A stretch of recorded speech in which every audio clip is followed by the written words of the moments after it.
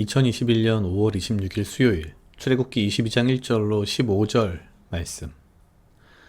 사람이 소나 양을 도적질하여 잡거나 팔면 그는 소 하나에 소 다섯으로 갚고 양 하나에 양 넷으로 갚을지니라.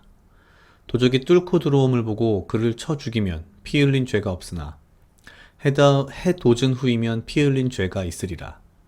도적은 반드시 배상할 것이나 배상할 것이 없으면 그 몸을 팔아 그 도적질한 것을 배상할 것이요.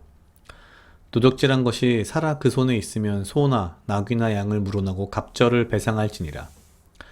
사람이 밭에서나 포도원에서 먹이다가 그 짐승을 놓아서 남의 밭에서 먹게 하면 자기 밭에 제일 좋은 것과 자기 포도원에 제일 좋은 것으로 배상할지니라.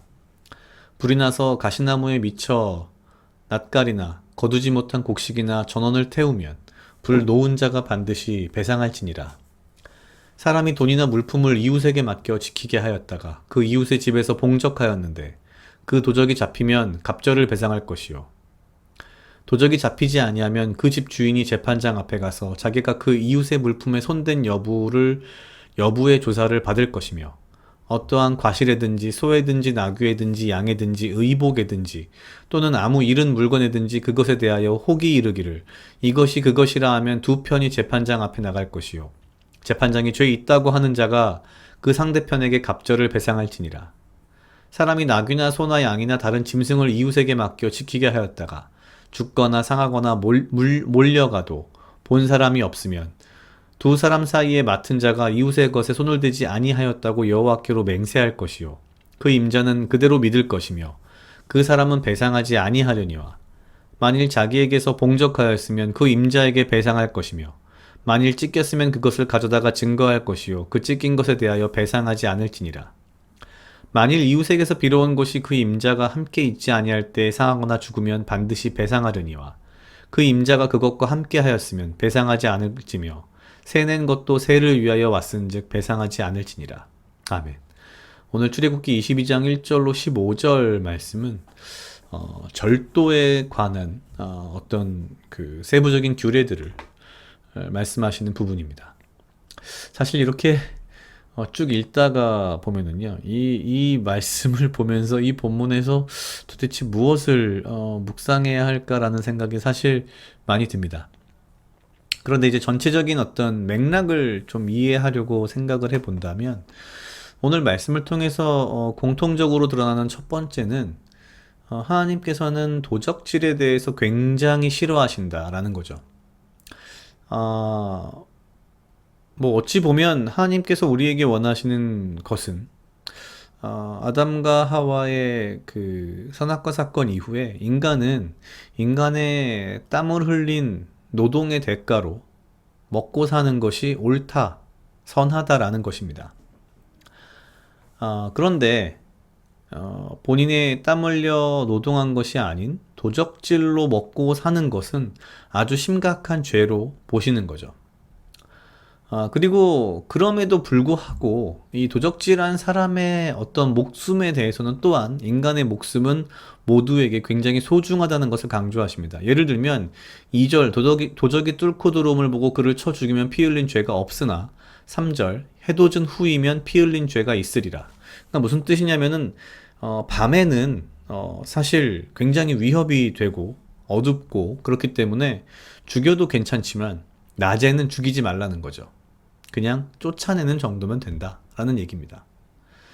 또한 굉장히 어떤 자의이든 타의이든 타인에게 해를 입히는 것에 대한 분명한 책임의식을 또한 이야기하고 있고요. 또 한 가지는 아마도 제 생각에는 그런 일이 많았기 때문에 당연히 그랬겠지만 누군가에게 이웃에게 이렇게 자신의 물건이나 가축을 맡기는 일도 많았나 봅니다. 그런 거에 관한 굉장히 소상한 내용들이 나오는데 중요한 것은 물론 기본적으로는 누군가의 책임에 대한 책임 여부를 분명히 하시면서도 또한 서로 간의 어떤 신뢰, 믿음에 대한 부분을 굉장히 중요시 여긴다는 거죠. 예를 들면 11점 두 사람 사이에 맡은 자가 이웃의 것에 손을 대지 아니하였다고 여호와께 맹세할 것이요 그 임자는 그대로 믿을 것이며 그 사람은 배상하지 아니하려니와.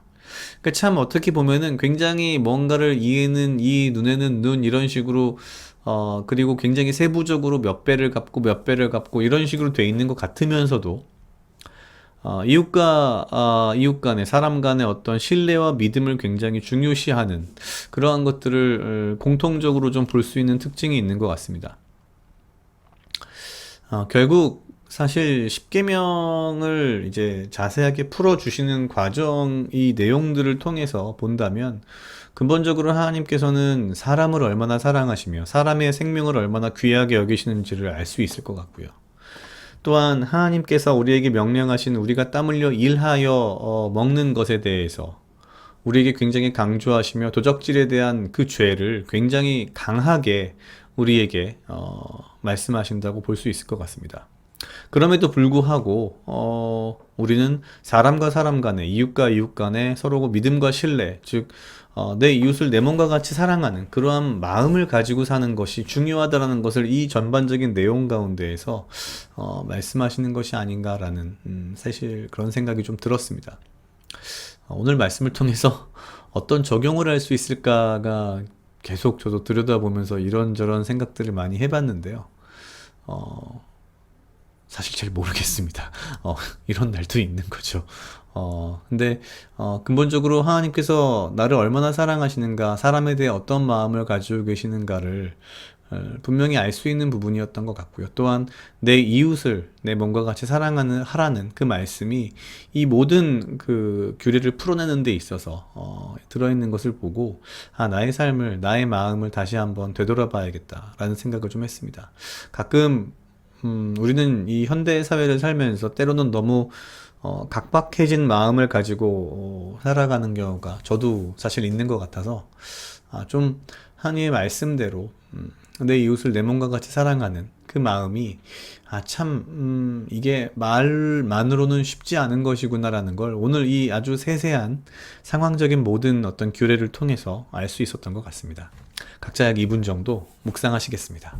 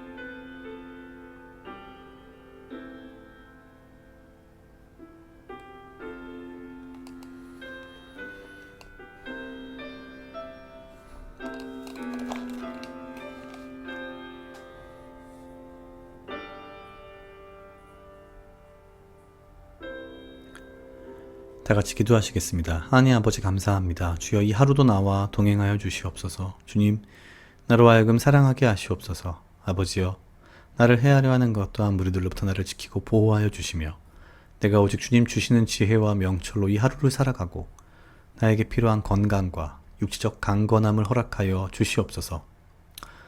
주님, 내가 주께서 나를 그리고 우리를 얼마나 사랑하시는지 이 말씀을 통하여 알았습니다.